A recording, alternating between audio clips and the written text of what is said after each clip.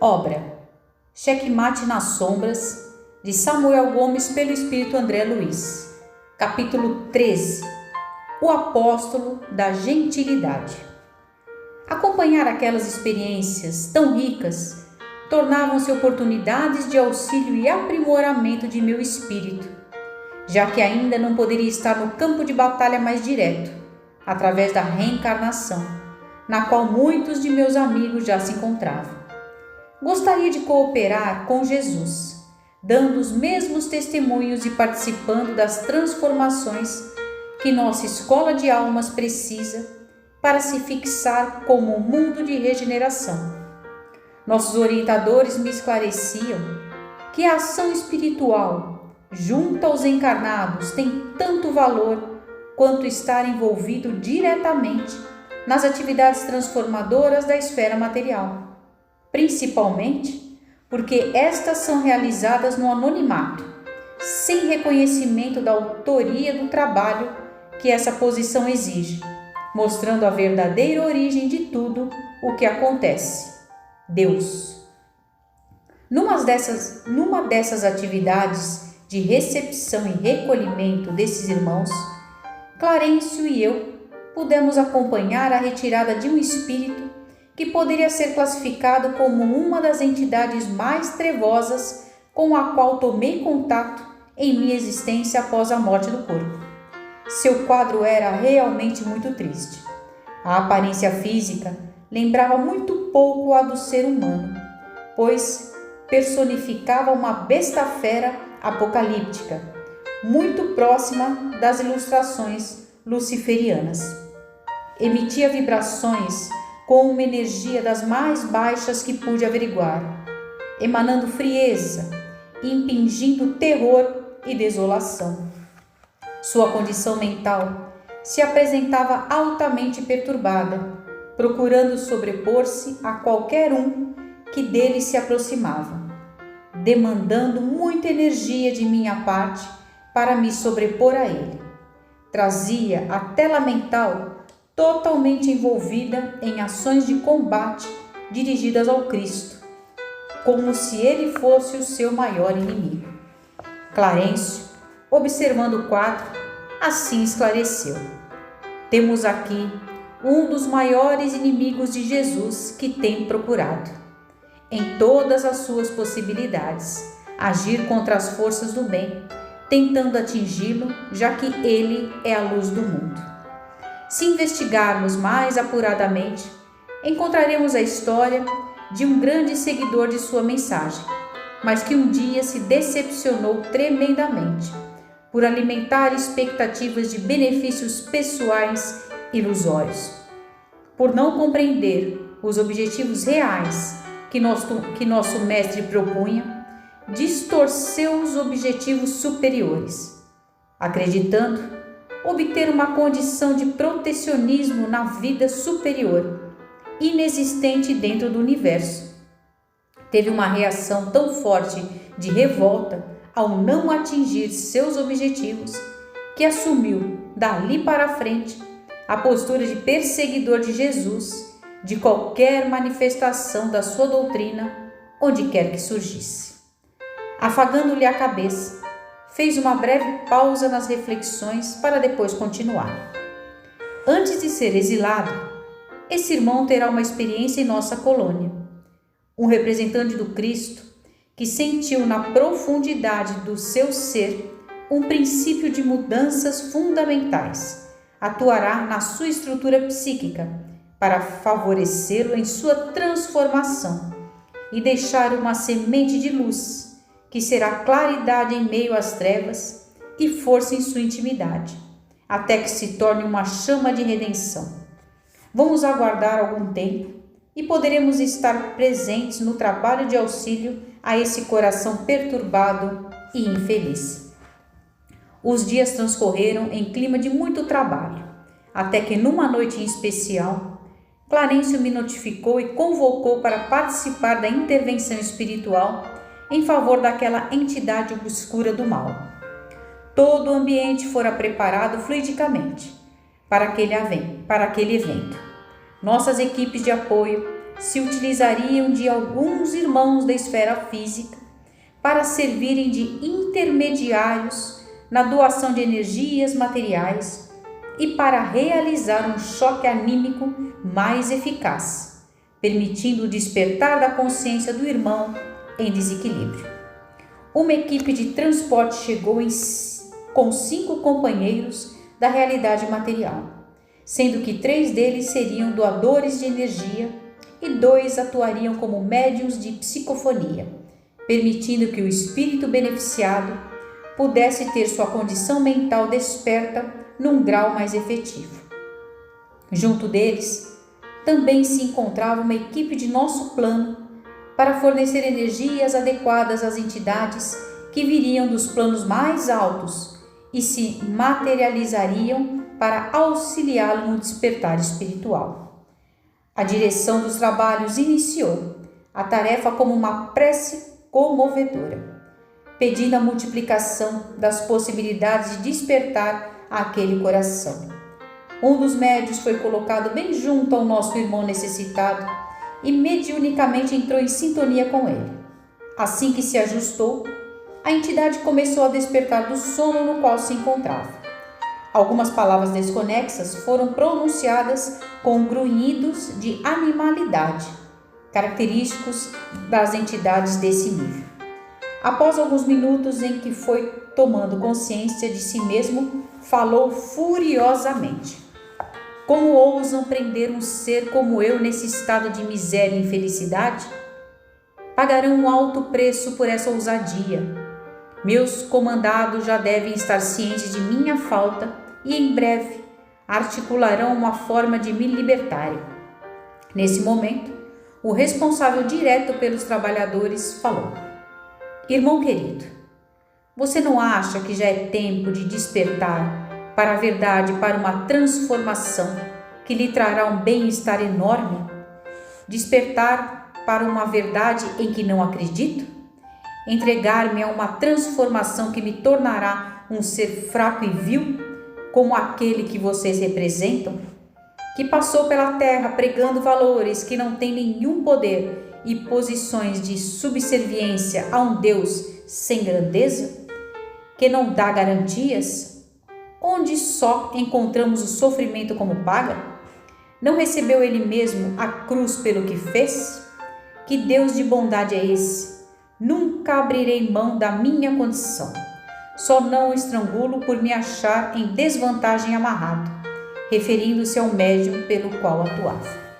Ele gritava e gesticulava com muita raiva, sendo contido pela tremenda disciplina do médium e pelas energias coercitivas de nosso plano. Mas, meu amigo, o tempo nos tem mostrado quanto é inútil agir assim. Por mais que você busque, não consegue atingir aquele que é a luz de nossas vidas, a força sustentadora dos nossos anseios de amor e trabalho em nome do Pai. Se Ele é um Pai, o é apenas de vocês, já que não me admito como filho de uma aberração criadora que transforma os seres em servos inúteis. Não me chame de irmão, pois não pertenço à sua genealogia. Sou filho das trevas e do mal, e é assim que pretendo continuar." Nesse instante, uma luz foi se formando dentro da concentração de energias doadas pelos companheiros de nosso plano, que estavam ali, exatamente para esse objetivo. Aos poucos, uma personagem altiva e séria se materializou entre nós, com as características de um judeu do passado. Seus olhos iluminados e profundos dirigiram-se amorosamente para a entidade. Uma luz que saía do seu tórax envolveu-o completamente, fazendo com que tampasse os olhos com as mãos. Tamanha era a sua dificuldade de encarar aquela claridade irradiante. Mesmo assim, demonstrando a dureza que existia em seu coração, ele exclamou: "Não me venham com esses sortilégios e magias, que a mim nada disso atinge." Com uma voz firme e penetrante, o judeu se fez ouvir para todos ali presentes, impressionando-nos pela firmeza de sua expressão. "Que é isso, Rufo? Por que você alimenta esse estado de alma por aquele que abraçamos como causa de nossas vidas e vitória para nossos espíritos?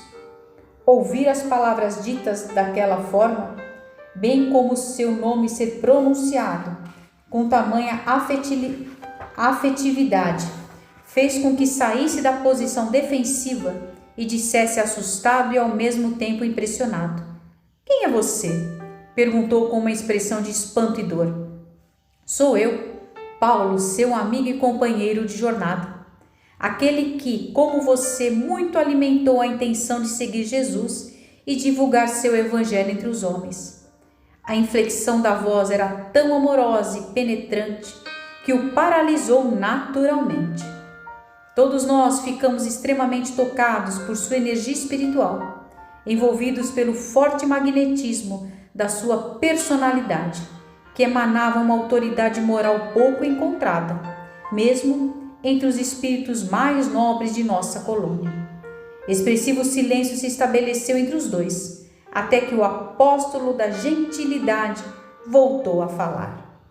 "Jesus o espera confiante, para que você siga seus passos, retornando às diretrizes que abandonou em outros tempos. Em nome dele, venho pessoalmente abrir-lhe as portas da redenção, para que possa caminhar com seus próprios pés até encontrá-lo na manhã." Ao pronunciar aquelas palavras, Paulo direcionou para ele intensas ondas de luminosidade que, ao tocá-lo, desfaziam as impregnações fluídicas escuras agregadas ao seu perispírito bestializado, mudando-lhe as características bruta e feroz, e aos poucos aquela forma animalesca se apresentou numa condição mais humanizada. Após essa primeira intervenção, ele foi colocado junto a outro médium, recebendo um segundo choque vibratório, com o objetivo de auxiliar a fixação da forma cada vez mais próxima de sua natural condição humana. O primeiro médium, que tinha atuado na psicofonia, foi retirado da sintonia da entidade, auxiliado por membros de nossa equipe na restauração de suas energias e levado de volta ao corpo. Sem forças para qualquer ação, Rufo ajoelhou-se diante do apóstolo, chorando profundamente. A presença do amoroso amigo provocava uma comoção afetiva que o libertava da condição de insensibilidade emocional, instaurada para diminuir quase completamente a reverberação de seus sentimentos.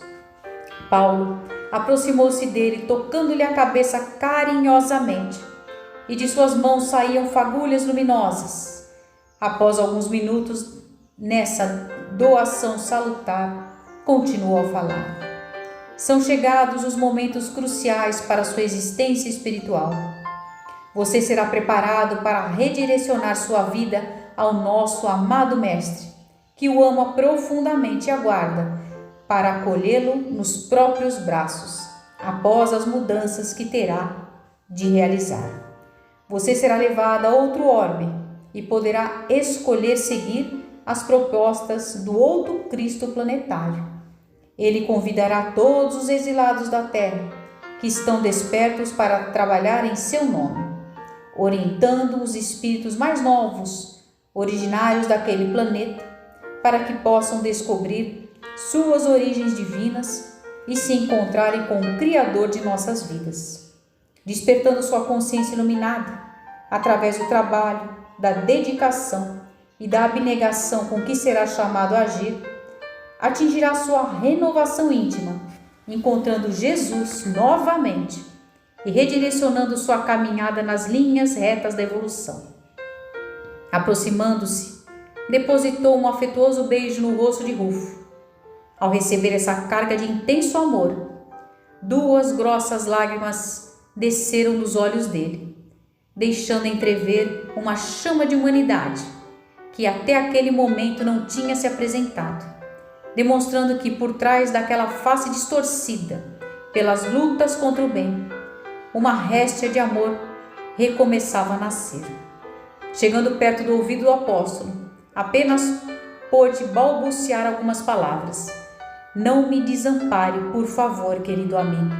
Que Jesus nos ampare.